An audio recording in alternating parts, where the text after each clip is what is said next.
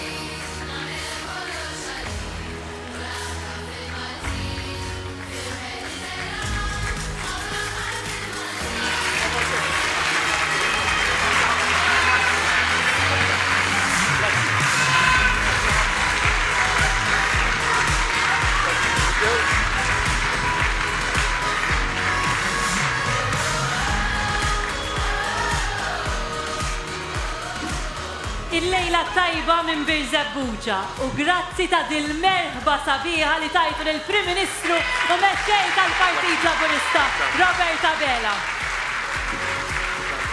Inselmilkom u nilqawkom għal din l-attività politika brabta mal-kampanja elettorali tat-tema Is-saħħa lil-Maltin li se twassalna għall-elezzjonijiet ta' 8 ta' Ġunju. Insellem ukoll il-daw kollha li qegħdin isegwuna fuq il-mezzi soċjali tal-Partit Laburista. Qabel nagħtu bidu għal din l-attività biex xira insellmu lil kandidati li se jikkontestaw fil-lokal ta' Birzebbuġa. Ivan Abela Grek, Josette Buzuttil, Simon Buttigieg, Scott Camilleri, Alexander Caruana, Merikoni Kutajjar Fiorini, Marija Mifsud u Rohejzja Zammit. Issa ser inħalli fidejn Samuel Lucas biex jintervista l-Prim Ministru mexxej tal-Partit Laburista Robert Abela.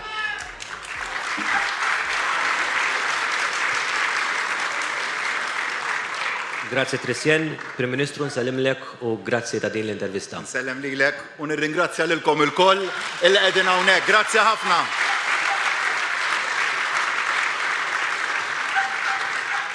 Prim Ministru, nibdew minnu fih din l-intervista dal-għodu uffiċjalment kellna it-tnedija tal-kandidati tal-Partit Laburista l-elezzjonijiet tal-Parlament Ewropew. Kieku kelli ngħidlek iddiskrivihom f'frażi, x'frażi tuża? 9 persuni favur Malta. U gburi ħafna bihom, ħafna. Kull wieħed u waħda minnhom. 9 kandidati li ġejjin minn backgrounds differenti, min huwa professjonist, min ġej mill-qasam soċjali, trade unionistiku, min huwa membru parlamentari diġà jew kien membru parlamentari fil-passat, jiġifieri nies differenti, riflessivi tas-soċjetà wiesa wkoll, però daqskemm ġejjin minn sferi differenti, mbagħad jingħaqdu għal komuni. Dak li għalihom Malta l-ewwel u qabel kollox u li l-għan tagħhom se jkun dak li jippromovu l-interess tal-Maltin.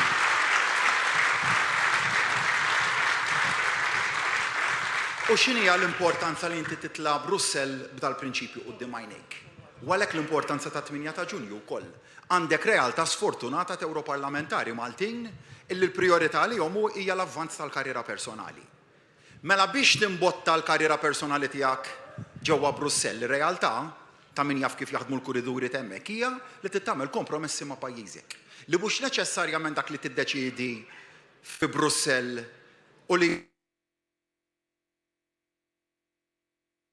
dan l-Europarlamentari, l-kandidati tagħna għall-Parlament Ewropew huma 9 kandidati li l-karriera personali tagħhom hija sekondarja għal dik tal-pajjiż. U għalhekk l-importanza li nivvotaw lil kandidati kollha tal-Partit Laburista. L-elezzjoni ta' 8 ta' Ġunju għandha dimensjoni partikolari għax se nfasslu x'Ewropa rridu. Ewropa li jkolli ngħid insafsa li pit-toroq ta' jekkux se timxi lejn politika ta' iżjed investiment fis-sigurtà u fid-difiża, jiġifieri iżjed armamenti, jew jekk hix se tixħajt l-enfasi tagħha l-investiment tagħha iktar qrib in-nies fis-soċjal, fuq il-mediċini, fl-enerġija, fit-trasport, fil-konnettività, dak li jagħmel differenza fil-ħajja ta' kuljum għan-nies tagħna. Imma mbagħad priorità oħra li se jkollhom l-Ewroparlamentari li se jiġu eletti hija ta' mhux biss kif se jġibu l-Ewropa iktar qrib in-nies, imma kif dak it-temi li huma tant importanti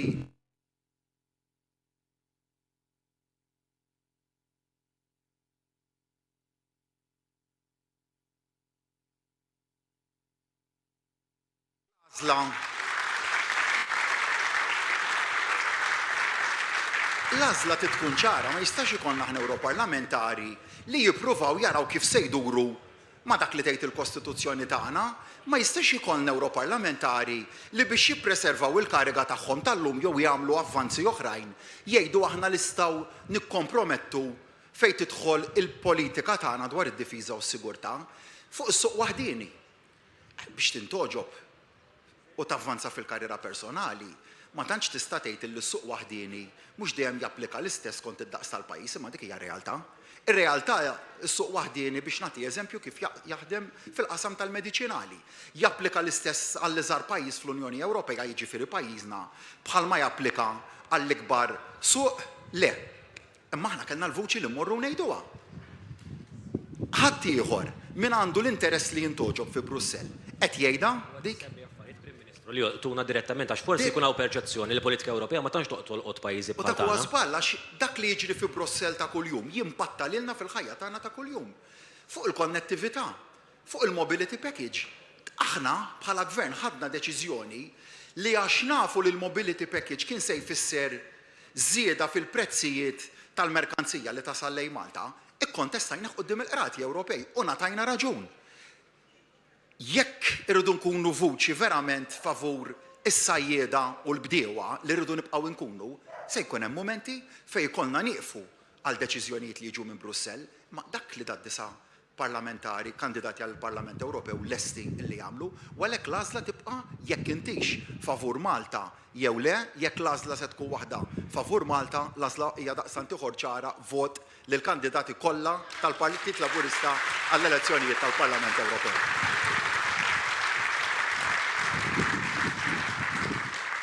Prim Ministru, dil-ġimgħa laqgħet ukoll kabinet fiż-Żejtun fejn anke komplet iltaqa' ma' ħaddiema differenti, apparti li laqgħat mal ħaddiema li rajt spikka kienet ukoll id-diskussjoni fuq l-ekonomija tal-pajjiż.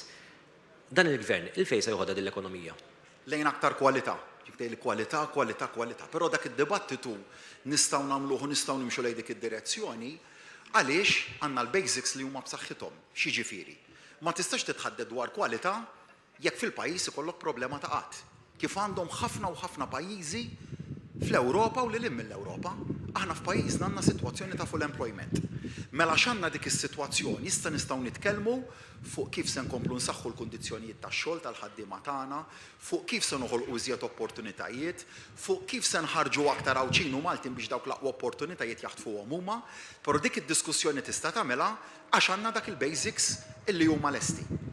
Kienet diskussjoni sabiħa li kellna fl-NBR propju din il-ġimgħa fil-binja li tilqa l-NBR kif ukoll numru ta' entitajiet seba' b'kollox mill-awtoritajiet tat-taxxa ta' pajjiżna l-Malta Business Registry li kienet waħda mill-iktar awtoritajiet li xħetna enerġija biex għamilna riformi fiha u tatna suċċess mill-aktar sabiħ. Stajt nara tant ħaddiema żgħażagħ Awċin u Maltin jaħdmu fid-diversi entitajiet li hemm fis-seba' entitajiet li hemm ġodin il-binja, kemm dak li jaħdmu f'setturi tradizzjonali, dak governattivi bħat taxxa, reġistru tal-kumpaniji, imma mbagħad ukoll f'setturi ġodda, tant opportunitajiet ġodda illi mhux nitkellem jien dwarhom, tkellmu dak in-nies li pparteċipaw fil-kabinett tan-nies.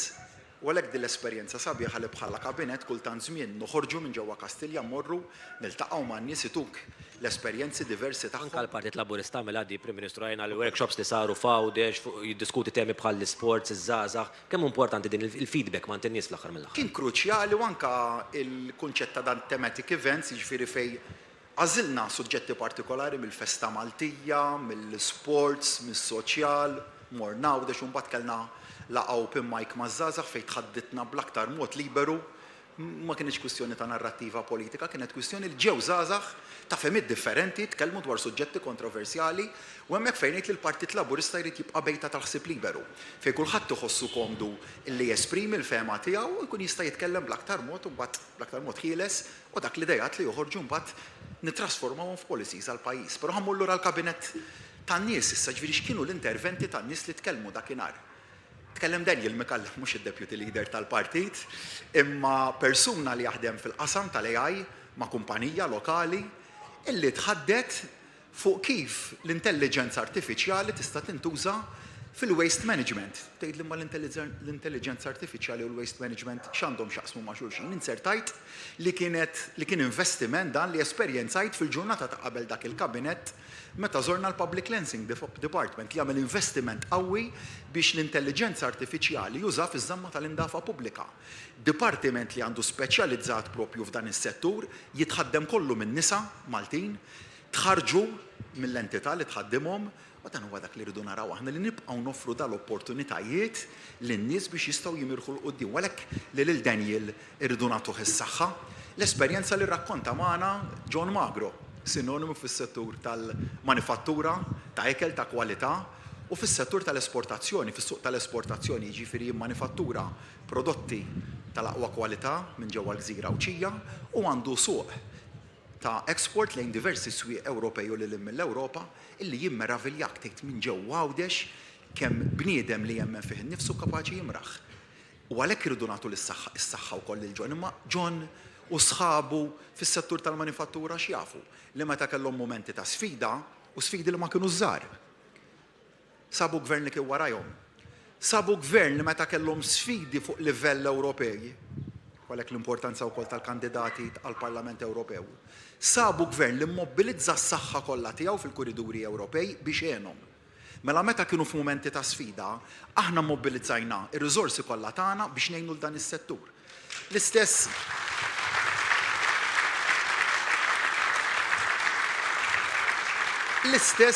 l-esperjenza li rrakkonta Matthew Ismajer. Bniedem illi minn xejn ħoloq kumpanija li timmanifattura l-ikel tal-annimali jesporta madwar id-dinja kollha. Minn ġo pajjiżna jiġu manifatturati l-aqwa prodotti. L-istess imma sab gvern illi dejjem kien warajh, li dejjem għamillu l-kuraġġ.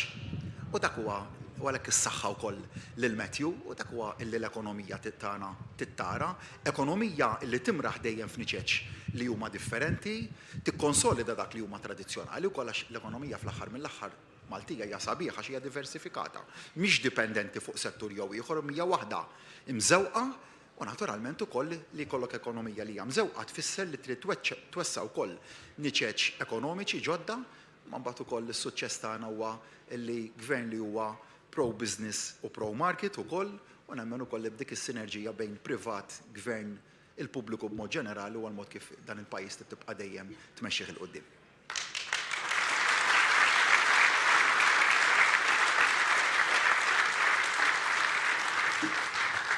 Ser ngħaddu issa għall-intervent mingħand is-Segretarju Parlamentari Glenn Bedingfield.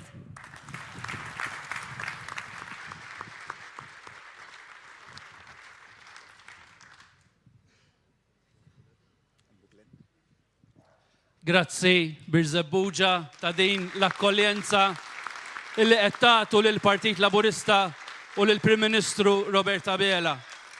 Huwa sinifikattiv ħafna li l-Prim Ministru għażel illi jkun hawn illum propju l-ewwel attività fuq livell lokali. Dak ifisser illi aħna Birzebbuġa u n-nistaħħa qegħdin għal-qalbna ħafna iktar milli tasbu intom.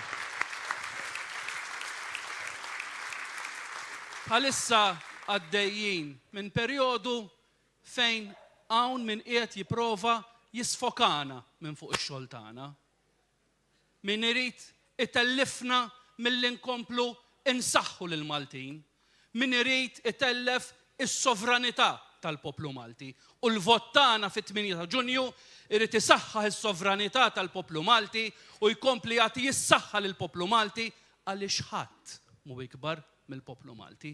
Aħna x-xogħol tagħna huwa illi nibqgħu iffokati, nibqgħu ninvestu fin-nies. Semma l-Prim Ministru iż-żjara li kellna din il-ġimgħa, l-investiment fin-nies, l-investiment fit-teknoloġija, l-investiment biex intejbu il-livell tal-għajxin tan-nies. U ħadd gost f'dik iż-żjara wara d-diskussjoni li kellna illi stajna nħabbru għall-ewwel darba fi 30 sena żidiet fil-pagi u titjib fil-kundizzjonijiet tax-xogħol għal ħaddiema tad-diviżjoni. U l qed insemmi d-diviżjoni propju llum aħna wieħed mill-kunsilli lokali li kellna proġett bi prova kien il-Kunsill Lokali ta' Birzebbuġa. Illum m'għadux proġett bi prova. Illum daħal fis-seħħ il-ftehim illi permezz tiegħu id-diviżjoni tal-manutenzjoni u tas-saħħa se tkun qed iżżid f'Birzebbuġa 8 ħaddiema oħra bi ftehim mal-kunsilli lokali ħalli bl-investiment illi qed nagħmlu fin-nies issa allura tellajna għal 15-il ruħ in-nies illi għandna assenjati għat-tindif f'Birzebbuġa il għaliex it-tindif fil-lokalitajiet permezz tal-investiment li qed nagħmlu fin-nies, fis-saħħa li qed nagħtu lil Maltin li jistgħu jaħdmu, qegħdin nieħdu ħsieb il-lokalitajiet, intejbu l-ambjent fejn ngħixu. Għaliex għalina il-lokalitajiet jfissru in-nies. In-nies illi jgħixu f'dawn il-lokalitajiet u li huwa d-dover u d-dmir tagħna illi nieħdu ħsiebhom. Ninvestu fin-nies u n-nies jirrikonoxxu minkejja dak kollu li għaddej il-bieraħ kombinazzjoni irċevejt messaġġ samtu mal-Prim Ministru filgħodu ta' persuna qatt ma vvutalna, imma qatt mutart. Li jaħdem ma' kumpanija illi s-sit tal-kumpanija importatur għandu ftit salesman għalli dana ħajvota l-Labor. Għaliex? Għaliex qed jara it-titjib fil-livell tal-għajxin. Għax matul dawn l-aħħar snin ħadem għala iktar flus, seta' jixtri l-proprjetà, seta' jgawdi aktar il-mod ta' kif jgħix, seta' jsifer, u għalhekk qegħdin fil-politika u għalhekk biex intejbu il-livell tal-għajxin tan-nies u nollu l-standards. Dak għandu jkun, dik għandha tkun il-missjoni tagħna u ma nħallu xejn u ħadd milli jisfokana. Fit-8 ta' Ġunju irridu nagħtu messaġġ b'saħħtu. Il-vot tagħna irid jagħti s-saħħa lil Maltin. Irridu nuru minn issa sa 8 ta' Ġunju illi aħna partit wieħed, aħna kampanja waħda li għandha twassalna fuq kollox għal rebħa waħda biex din ir-rebħa tagħna tkun ir-rebħa li tagħti s-saħħa lil Maltin. Grazzi ħafna.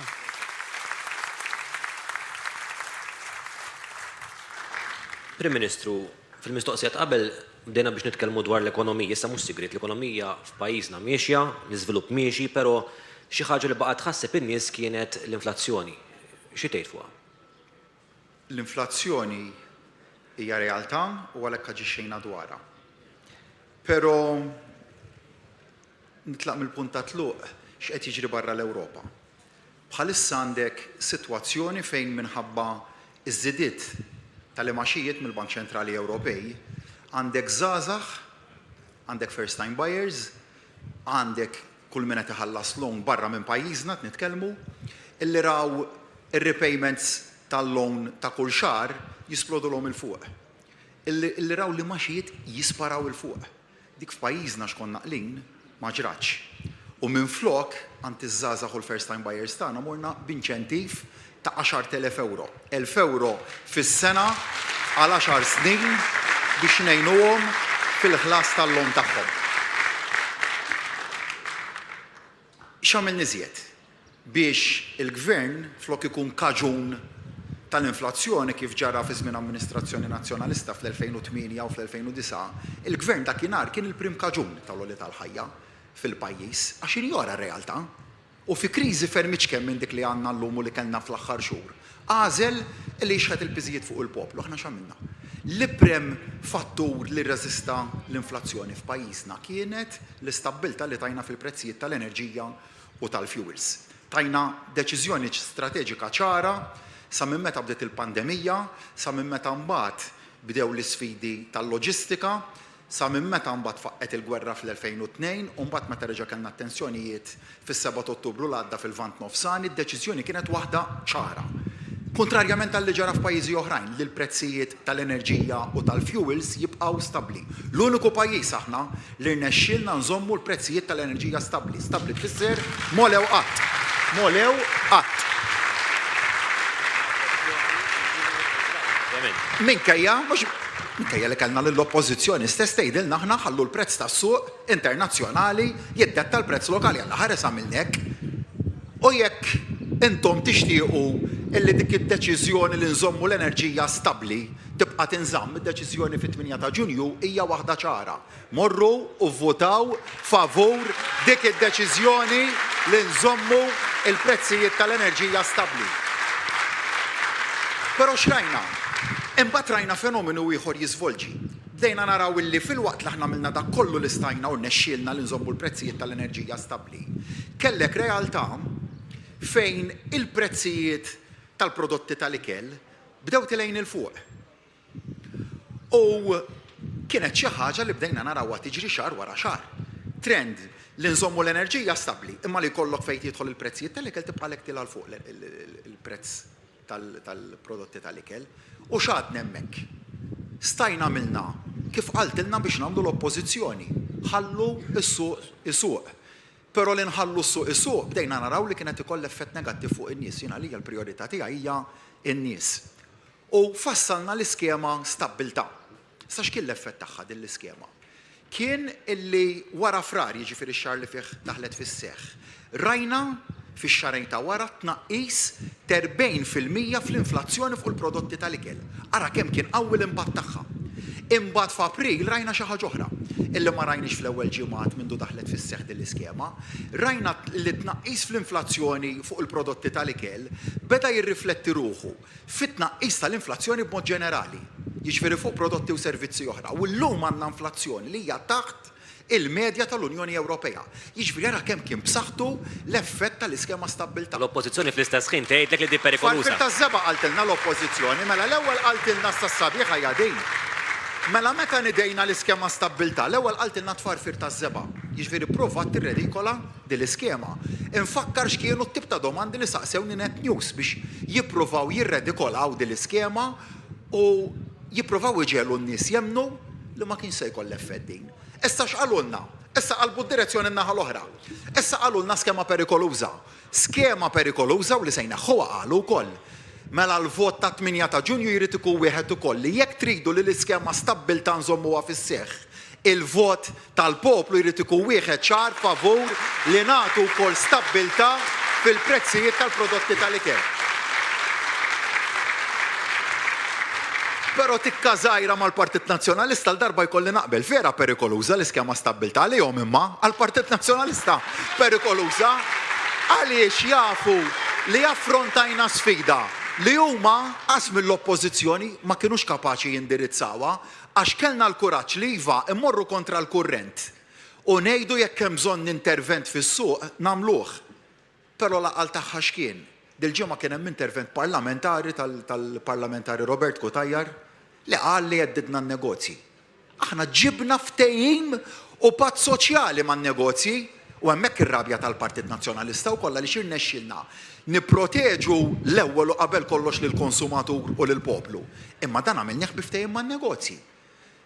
Tant li llum għandek 450 prodott tal-ikel illi huma milquta b'din l-iskema li l-effetti tagħha rajnihom huma dak huwa kif taħdem meta inti jkollok ruħ soċjali, qalb soċjali li qalbek tkun tħabbat fil-post it-tajjeb li fl-istess waqt femna li n-negozji li jridu jagħmlu il-parti tagħhom ukoll dak huwa kif inti tirreżisti u tiġġieled lill-inflazzjoni mhux kif jemmen il-Partit Nazzjonalista illi jħalli s-suq għaddej u mbagħad wieħed jara. U rajna x'kien l-effett ta' dak kollu fl-2008 meta l-Partit il-Partit Nazzjonalista adotta dik it-tip ta' politika ekonomika li meta sab li kien kriżi miegħu xeħet il-pis fuq il-poplu, ħallas suq is-suq u r-reperkussjonijiet tal-li ġara fis-snin ta' wara jafhom kulħadd. Prim Ministru, fl-aħħar jiem sigħat infetaħ attakk fuqek minn esponenti tal-Partit Nazzjonalista. Kulħadd sema probabbli kulħadd ra b'akkużi ovvjament li inti qed tattakka lill-ġudikatura u għax attakkajt fost oħra it-timeline elettorali tal-inkjesta. Fuq din il-materja, għifin anka il-moment li nsab fih f'kampanja elettorali, ma stajx toqgħod sieket fuq din? Ma stajx noqgħod sieket għax mhux lest li nħalli s-sovranità tal-poplu tintilef. U bħala kap tal-eżekuttiv ukoll għandi obbligu kostituzzjonali illi neżerċitaw bħala eżekuttiv checks and balances fuq iż-żewġ istituzzjonijiet l-oħrajn, fuq iż-żewġ pilastri tad-demokrazija l-oħra, bħal kif iż-żewġ pilastri tad-demokrazija l-oħra fil-Parlament u l-ġudikatura għandhom l-obbligu ta' checks and balances fuq l-eżekuttiv. Imma minn fejn tlaqna? Dit tlaqna minn inkjesta li bdiet 4 snin u nofs ilu. Suppost inkjesta bil-liġi tingħalaq 60 ġurnata li l-maġistrat tista' titlob jew tażel li testendihom, ejja ngħidu kien hemm fatti speċi li kienu jippermettula li testendi. Imma tingħalaq din l-inkjesta eżatt mal-ftuħ tal-kandidatura għall-elezzjonijiet tal-Parlament Ewropew u l-Kunsilli Lokali, ma minn tant ġranet, minn tant xhur u minn tant snin, propju f'dil ġurnata ingħalqet u li tgħid li saret kombinazzjoni. Ma nafx intom jekk temnu fil-kombinazzjonijiet, jiena l-kombinazzjonijiet ma tantx nista' nasal illi nemminhom f'kuntest fej 3 xhur ilu. Jiena kont kellimt meta ġejt intervistat minn ġurnalist tat-Times u kont kellimt mhux għax hekk ħsibt xi ħaġa u trid nitħaddet mat-Times dwarha, għaliex kelli indikazzjonijiet ċari illi l-eluq tal-inkjesta kien se jaħbad u jintuża biex jikkundizzjona it-timeline elettorali. Anzi, biex jikkundizzjona ir-riżultat tal-elezzjonijiet tal-Parlament Ewropew u l-Kunsilli Lokali. Mela allura dak li għad jien 3 xhur ilu seħħ u seħħ eżatt mat-tluq tal-kampanja elettorali.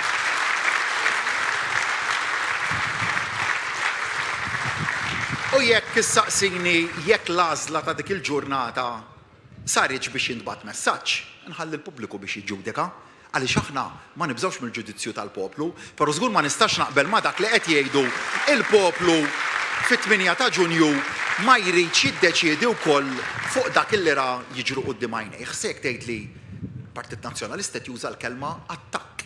Jien ngħid jekk kien hemm disservizz li sar kien mill-inkjesta fuq il-bqija tal-ġudikatura nnifisha.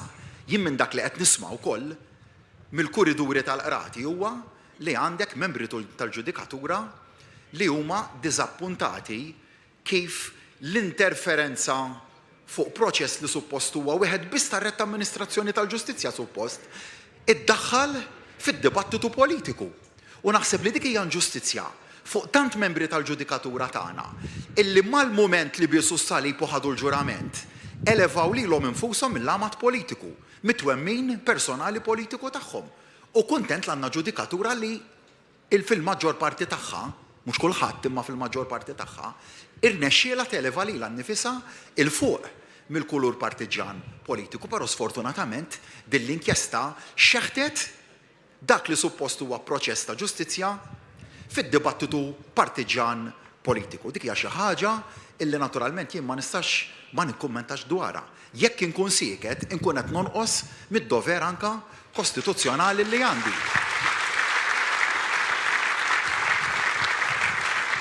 Issa nistgħu wkoll noqogħdu nidħlu f'xi tfisser inkjesta.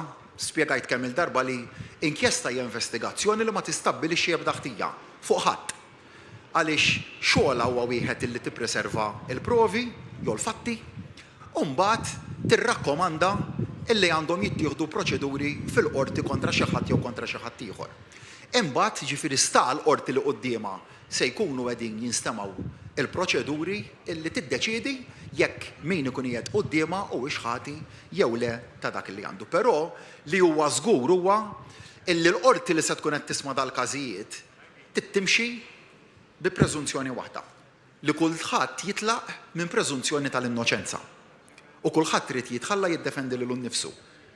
Nittama li mhux minnu dak li jingħad li l-inkjesta telqet minn punt ta' preżunzjoni ta' ħtija fil-konfront ta' wħud minflok fuq preżunzjoni ta' innoċenza, dak huwa dibattitu li wieħed irid jarah issa meta jiġi ippubblikat il-proċess verbal, però t-timeline li ħadet din l-inkjesta, il-mod, is-sija illi ntażlet, is-sija illi ntażlet aqqas il-ġurnata issa nitkellem fuq is-sija li ntażlet biex il-proċess jindbat mill-uffiċċju tal-Maġistrat, mis-Sigreta tal-Maġistrat, għall-Uffiċċju tal-Avukat Ġenerali li jħassibni ferm u jħassibni ferm mbagħad fil-kuntest ta' ħafna kummenti min-naħa ta' esponenti ewlenin tal-establishment illi f'daw l-aħħar xhur ilhom jgħidu jippuntaw b'mod ċar x'se jiġri u ma jiġrix. Establishment illi qegħdin naraw b'mod mill-iktar ċar jipprova jiddestabbilizza l-pajjiż. U dik hija xi ħaġa li mhux se nħallihom jagħmlu. Ċertament li mhux se nħallihom jużaw proċess ġudizzjarju biex jiddestabbilizzaw pajjiż. Establishment li jaħdem jiddispjaċini ngħid bit-tentakli diversi li għandu, bil-modi diversi li għandu minn wara l-kwinti li jħoss li huwa skrutinabbli minn ħadd, li jħoss li m'għandu jwieġeb lejn ħadd, li tiegħu kollu tajjeb u ta' ħadd ieħor kollu ħażin u li dak li jrid huwa illi jerġa' kif kien jagħmel qabel l-2013, jerġa' jibda jmexxi lil dan il-pajjiż minn wara l-kwinti u jekk l-għażla tkun dik ibagħad il-poplu għax għall-establishment komdu hu, komdu kulħadd. U l-importanti li jkun komdu hu u li jbagħti kulħadd ma jinteressax xejn mela jekk hemm xi ħaġa li dal-poplu irid jiżgura li ħajkun qed jippreserva fit-8 ta' Ġunju hija s-sovranità li jagħżel il-gvern tiegħu, li jagħżel x'tip ta' Ewropa jrid, li jagħżel il-poplu x'tip ta' lokalitajiet irid u mhux li jibqa' d-dar għax jekk se jibqa' d-dar il-futur tiegħu se jkun qed jikkundizzjonah l-establishment. Ħanaddu issa għall-intervent ieħor mis-Segretarju Parlamentari Rebecca Buttigieg. Ħbib tiegħi, meta poġġejt bil-qiegħda biex nibda naħseb fl-idejat li xtaqt ngħid illum, bdejt naħseb fix-xogħol kollu li wettaqna bħala gvern matul dawn l-aħħar sentejn. Sinċerament, l-ewwel ħsieb li għaddil minn moħħi kien nispera li ma nwelliġ taħt it-tinda. Imma il-ħajja tiġi kif tiġi trid toħodha u tagħmel illi jkun hemm bżonn. Imma vera, dawn is-sentejn kienu karatterizzati minn diversi inizjattivi. Inizjattivi illi l-għan ewlieni tagħhom kien dejjem illi nipproteġu il-familji Maltin u Għawċin mill-isfidi internazzjonali. Żammejna il-prezzijiet tal-fuel u tal-enerġija stabbli. Żidna il-paga minima għat-tieni darba taħt Gvern Laburista. Daħħalna l-iskema stabilta biex niġġieldu l-għoli tal-ħajja. Investejna fi spazji miftuħa ġodda, komplejna natturaw l-investiment u noħolqu opportunijiet tax-xogħol. U komplejna ndaħlu riformi progressivi biex kull wieħed u waħda minnkom jgħixu f'soċjetà aktar libera. U dan mhux qed ngħidu jien biss. Niltaqa' ma' mijiet ta' persuni illi l-kol kemm huma jgħiduli kif illum il-ġurnata qed jgħixu ħafna ħjar milli kienu jgħixu 11-il sena ilu. Meta nitkellem mal-ommijiet taf x'jgħiduli, isemmuli il-miżura ta' Child Care b'xejn, kif għennithom biex jidħlu lura fis-suq tax-xogħol u jkomplu bil-karriera tagħhom. Meta nitkellem mal-anzjani jsemmuli iż-żieda fil-pensjoni għal sena wara l-oħra. Umbat iż-żgħażagħ jispjegawli kemm fissret għalihom lotja ta' 1,000 euro fis-sena għal 10 snin biex isiru sidin ta' djarhom u jibnu futur indipendenti. Però fuq kollox f'dawn is-sentejn, il-Prim Ministru wera biċ-ċar illi wara kull deċiżjoni illi ħa dejjem poġġa l-interess nazzjonali l-ewwel u qabel kollox. Uħbib, dak huwa l-legat tal-Partit Laburista fil-Gvern. Wettaqna ħafna u gburin ħafna b'dak illi wettaqna imma serħu raskom illi mhux ser nistrieħu fuq is-suċċess illi għamilna. Anzi, importanti illi nkomplu nirriformaw u nkomplu nimxu l-qoddim. Għaliex quddiem oppożizzjoni imfarka biċċiet, ir-responsabilità fuqna hija ferm akbar. Il-bieraħ Bernard Grek nieda il-kampanja elettorali tiegħu. Għalilna illi l-Partit Nazzjonalista se jkun hemm għalikom f'Malta u għalikom fl-Ewropa. Mur hemm minnhom. U meta tara dawn l-affarijiet jiena nistaqsi. Kemm kienu hemm għalikom meta ma' kull opportunità li kellhom kienu qed jitkellmu kontra Malta u jrewħu biex anka kun hemm persuni li jitkellmu kontra pajjiżna. Għandna partit fl-oppożizzjoni illi tant għandu kilba għal poter illi ilu għal dawn l-aħħar snin jipprova jagħmel minn kollox biex jiddistabilizza lil pajjiż u jattakka lil kull min ma jaqbilx miegħu. L-unika ħaġa illi taqadhom hija l-mlibeda li għandhom kontra l-Prim Ministru u kontrina. Smajtuh il-bieraħ lil David Casa għalilna li se juża l-poter tiegħu kontra il-laburisti. U għalhekk importanti immens illi aħna naħdmu u nibqgħu iffukati. U għalhekk illum għalhekk inten l-appell tiegħi lilkom li qegħdin hawnhekk illum u dawk li qed isegwuna. Ejja nibqgħu iffukati u ejja nibqgħu naħdmu għall-futur. Ejja naħdmu biex nibqgħu nikkonvinċu lil dawk il-persuni illi bil-pjan tagħna għadna ma kkonvinċejnihomx. Imma nikkonvinċuhom għaliex dan il-partit biss jista' jitkellem dwar il-ġid illi għamilna għal pajjiżna. Aħna partit b'differenza. Pruvaw sibu moment wieħed biss fejn il-Prim Ministru Roberta Bela lissen kelma waħda li hija waħda kontra pajjiżna. Nassigurakom illi m'hemmx u li qatt minnhom ħassibuha għaliex l-imħabba lejn il-pajjiż tiġi l-ewwel u qabel kollox. Għaliex min vera huwa patriot mhux il-poter irid, imma ikun irid l-unur illi jservikom.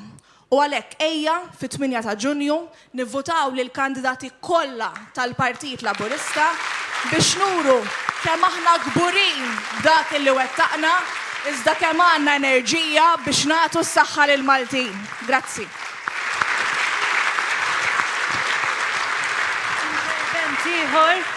Din id-darba mill-kandidata l-elezzjonijiet tal-Parlament Ewropew fisem il-Partit Laburista Thomas Bajjada.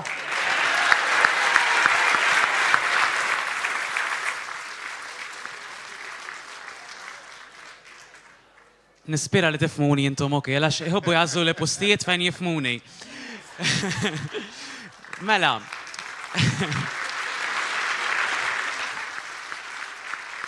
Il-nixaren il-kampanja ma xorta taqbad nirroda meta nkun nitkellem. Żewġ kelmiet. Ħanibda bil-kelma stabilta. Stabilta xi tfisser? Stabilta mhux biss l-iskema stabilta. Stabilta li ġib Gvern Laburista u Roberta Bela li fil-mewġ kollu li sab fit-tmexxija tiegħu xorta baqa' ipoġġi lil Malta l-ewwel qabel kollox, xorta ra illi intom kollha kemm intom tinsabu tajjeb u mexxin il qudiem. Prim Ministru illi ra illi minkejja s-sitwazzjoni globali, minkejja s-sitwazzjoni fl-Unjoni Ewropea, xorta waħda poġġa lilna l-ewwel qabel kollox, mhux l-interessi tiegħu personali. Rajna sitwazzjoni fejn pandemija u gwerra poġġew id-dinja għal kubtejhom. Però aħna issa din naraw illi Malta qiegħda bl-inqas prezz tal-elettriku ġewwa l-Unjoni Ewropea.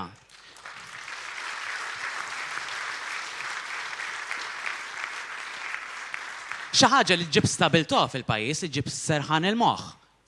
Il-Eurostat ħarġet l-istatistika fejn qalet illi mhux biss Malta għandha l-inqas prezz tal-elettriku, illi gżira stat membru oħra Ċipru għandha prezz li huwa doppju ta' Malta u li kieku għamilna kif qalulna li ħallejna s-suq imexxi kieku llum qegħdin iħallsu d-doppju.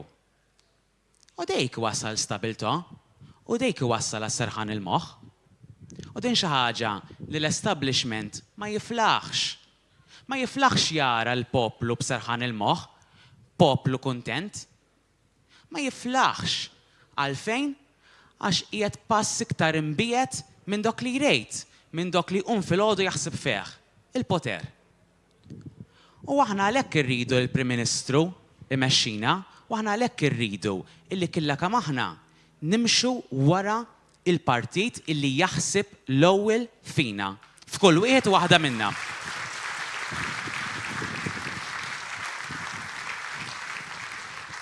Partit li jpoġġi l-identità tagħna l-ewwel aħna minn aħna. Partit illi jiddefendi il-lingwa, partit li jiddefendi id-delizzji tagħna. U nfakkarkom x'għamel l-establishment fuq id-delizzji tagħna, fuq dok li lilna jiddefinixxina, Maltin u Għawċejn. Id-delizzji tal-kaċċa u l-insejb, x'għamel l-establishment? Partit Laburista baqa' jiddefendi id-delizzji tagħna ġo Malta u fl-Ewropa, fil-qroti. Is-serħan il-moħħ li rridu nagħtu lill-familji tagħna li jpoġġu d-delizzji l-ewwel qabel killix f'ħajjithom, illi jqumu filgħodu jixtiequ illi jkunu huma minn huma. Id-delizzji li aħna dejjem nipproteġu. Il-kultura tagħna li aħna dejjem nipproteġu. Partit Laburista fil-gvern li qed issostni lill-festi tagħna. Partit Laburista li qed jiddefendi u jibqa' jiddefendi anke ġewwa Brussell is-sajd u l-agrikultura. U mhux bħalma qalu fuqi din il-ġimgħa illi jien kint komdu Brussell għal 5 snin. Komdu jekk jiena kint għal 5 snin sħaħ jien ma' sħabi ġewwa Brussels niddefendu l-interessi tas-sajjieda Maltin u Għawċejn.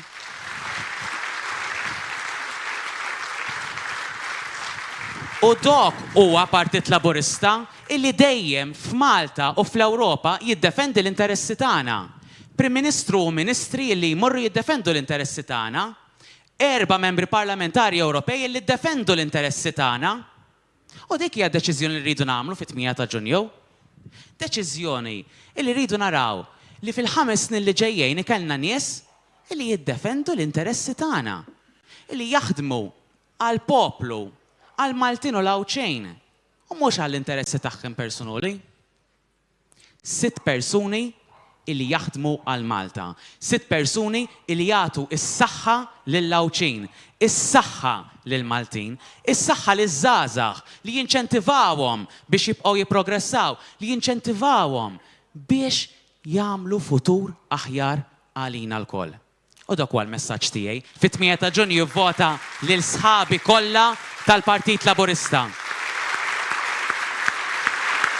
Fit-8 ta' Ġunju ivvotaw favur Robert Abela u l-Partit Laburista fil-Gvern. Fit-8 ta' Ġunju ivvota sabiex lil pajjiż tagħna nagħmluh dejjem aħjar u nagħtu is-saħħa lil Maltin u l-Għawċejn. Grazzi.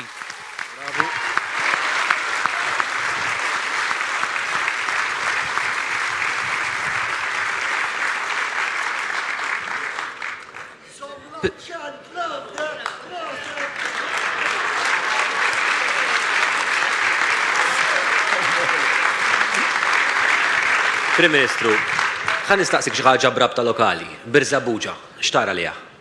L-ewwel nett is-saħħa lin-nies ta' Birzebbuġa. Is-saħħa lilkom.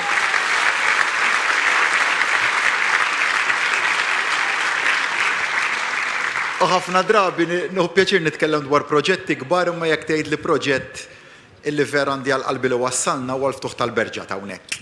Kienet kelma minn diskussjoni li twildet ma' Scott ħadem ħafna flimkien ma' sħabu il-kunsilliera biex inwassluha u wassalniha. Issa fadal il-pass li jmiss ma' ċentru ċiviku. U kien għalhekk ukoll li diġà għalaqna l-proċess tal-allokazzjoni tal-art. Nemmen ħafna li jkollok ċentru ċiviku li jkun b'saħħtu fil-lokalitajiet ftit ilu għalaqna wkoll il-proċess ta' San Pawl il-Baħar fejn tajna art lill-Kunsill Lokali biex fiha devoluzzjoni jekk biex ikun jista' jiżviluppa ċentru ċiviku li jkun jixraq għall-lokalità. Mbagħad għandna numru ta' proġetti oħrajn, jiġifieri nsemmi il-proġett Shore to Ship ġewwa l-Freeport, sar fi bnadi oħrajn dan il-proġett multimiljonarju u jagħmel differenza kbira. Tnaqqis ta' emissjonijiet fl-arja għaliex inse jkollok sitwazzjoni fejn il-bastimenti li jidħlu se jkunu qegħdin jitfu l-generators u l-magni tagħhom u tnaqqis fil-ħsejjes. tnaqqis fl-istorbju. Mela dan huwa proġett li se jagħmel differenza kbira għar-residenti tal-lokal. Fil-Mediterran huwa proġett uniku dan xejn. Uniku u li kien ifisser investiment multimiljonarju.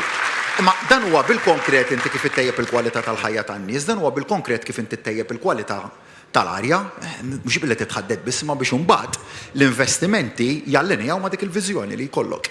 Insemmi l-eluq tal-impjanti tal-31 ta' Marzu ta' San Luċjan biex issa ntelqu l-proġett State of the Art tas-Siċċa. Dak huwa li rridu għal din il-lokalità. Kelli l-opportunità dil-ġimgħa illi nżur Benajsa, il-park ta' Benajsa, l-istess hemmhekk ukoll. Espansjoni ta' dan il-park, imma hemmhekk ukoll l-importanza li mhux biss nitħattu dwar il-ħolqien ta' aktar spazji ambjentali ħodor miftuħa, ma bil-fatti dak li kellu jkun fi żmien amministrazzjoni oħra, estensjoni tal-Freeport dak inġej. Jiġifieri flok għamilna estensjoni tal-Freeport, ħadna nasla strateġika. Ħloqna park għan-nies ta' Birzebbuġa għal dak il-familji kollha illi jażlu illi jżuruh. U nistidinkom biex iżuru dan il-park għax huwa xi ħaġa park verament sabiħ għal-familja. Dawk huma l-inizjattivi li aħna rridu naraw għan-nies ta' Birzebbuġa u għalhekk ukoll li għal kull lokalità se jkollna manifest li twielet mingħand in-nies li tkellmu magħna dwar ir-realtajiet tagħhom, dwar l-aspirazzjonijiet tagħhom, dwar ir-realtajiet partikolari ta' kull lokalità u li għalhekk imbagħad fassalnihom naturalment fit-8 ta' Ġunju wkoll irid jingħata vot ta' fiduċja b'saħħtu biex dak il-manifest inkunu f'qagħda li nistgħu wettquha.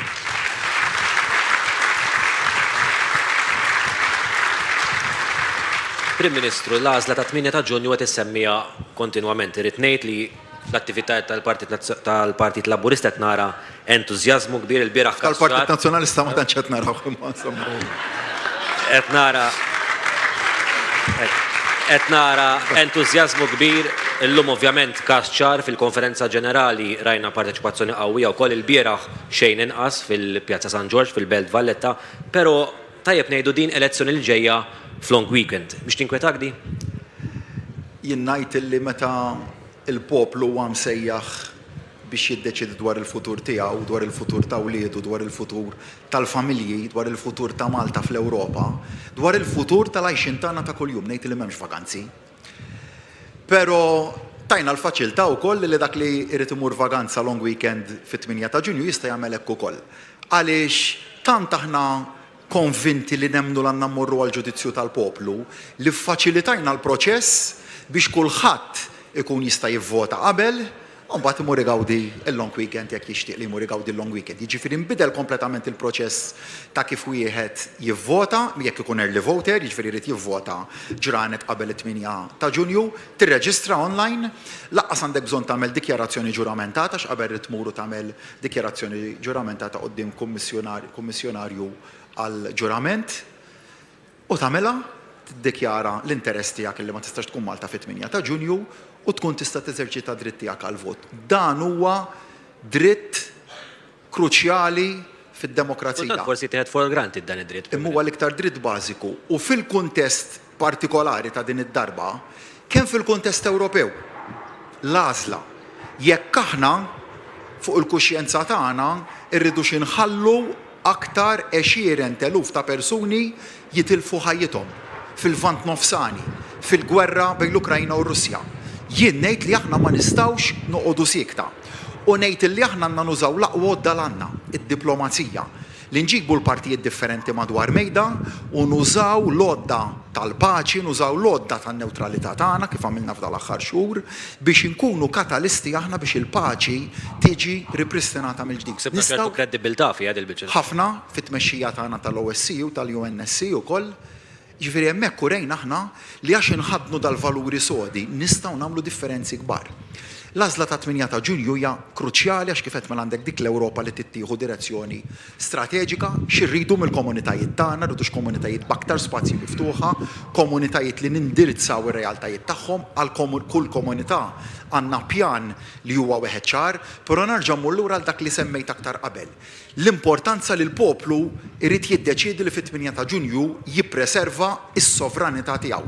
Li f'dal pajjiż, kontrarjament għal dak li jgħid l-establishment, x'qed jgħid l-establishment? Qed jgħid le il-poplu m'għandux jieħu deċiżjonijiet fuq dak li tiddeċiedi l-ġudikatura, x'il-ġudikatura l-poplu m'għandux jett jiskrutinja. Jiena għandi pożizzjoni differenti minn dik tal-establishment. Jien ngħid illi mill-President tar-Repubblika l-isfel, mill-Prim Ministru l-isfel, mill-Prim Imħallef l-isfel, mill-istituzzjonijiet kollha ta' dan il-pajjiż l-isfel, kollha kemm huma kulħadd huwa soġġett għall-iskrutinju tal-poplu. U l-sovranità tal-poplu tfisser li kulħadd huwa soġġett għal ġudizzju finali u l-ġudizzju finali huwa tagħkom. U hawn nagħmel appell lill-kandidati kollha li se jkunu qegħdin jikkontestaw f'isem il-Partit Laburista l-elezzjonijiet tal-Kunsilli Lokali u l-kandidati kollha tagħna l-Parlament Ewropew. Kunu viċin in-nies. Isimgħu lin-nies. Man-nies ħadd ma jitkellem b'supervja, però nitkellmu b'umiltà.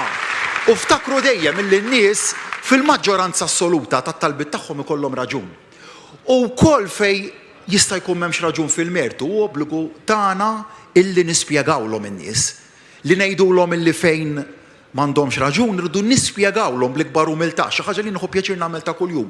Li nibgħat għan-nies fl-uffiċċju tiegħi jew mur għand in-nies jien u fejn m'għandhomx raġun nispjega fejn, però fejn għandhom raġun nagħmel minn kollox biex nagħtihulhom. U l-ħidma kollha tagħna tal-kandidati kollha, tad-deputati tagħna, tas-segretarji parlamentari u tal-ministri tkun niffokata fuq li nagħmlu ġustizzja man-nies. U dik il-ġustizzja man-nies ma tagħmilix jekk dak li huwa bid-dritt tagħhom ma naħdmux qatih biex iwettquh. Jien nemmen li dak kien is-sigriet tas-suċċess ta' dan il-moviment fl-aħħar 11-il sena li konna viċin ir-realtajiet tan-nies li t-talbiet tagħhom ħdimna biex dawwarnihom fit-twettiq tal-aspirazzjonijiet tagħhom u nemmen li dak irid jibqa' jkun is-sigriet ta' dan il-moviment li nkunu viċin ir-realtajiet tan-nies, li nkunu umli, li nindirizzaw il-ħtiġijiet tan-nies fuq kollox imbagħad it-8 ta' Ġunju tfisser ukoll l-approvazzjoni ta' pjanijiet li għandna l-kull wieħed u waħda mill-komunitajiet u l-lokalitajiet tagħna, dakinhar nagħtu vot b'saħħtu ħafna sabiex hawnhekk ukoll inkomplu nsaħħu lin-nies ta' Birzebbuġa u nsaħħu lill-Malta tagħna. Grazzi. U nsaħħu lill-Maltin u l-Lawċin kollha.